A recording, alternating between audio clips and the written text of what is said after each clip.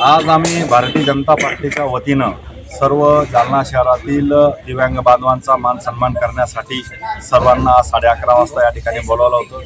खऱ्या अर्थानं जागतिक दिव्यांग दिवस तो 3 डिसेंबरला असतो, परंतु काही कारणास्तव तो 3 डिसेंबरचा कार्यक्रम आम्ही आज 14 डिसेंबरला आज या ठिकाणी घेतलेला आहे।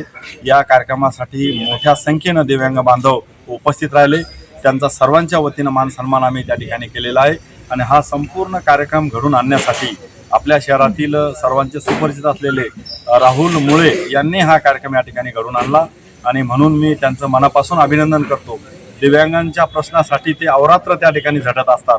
दिव्यांगांचे काय प्रॉब्लेम असतात, काय समस्या असते हे त्यांना स्वतःला त्या गोष्टीचा अनुभव असल्या कारणाने त्यांनी जालना शहरातील कानाकोपऱ्यातील दिव्यांग बांधवांची यादी तयार केली आणि सर्वांना विनम्रपणानं एक नम्र विनंती करून त्यांना आज या ठिकाणी बोलावलं।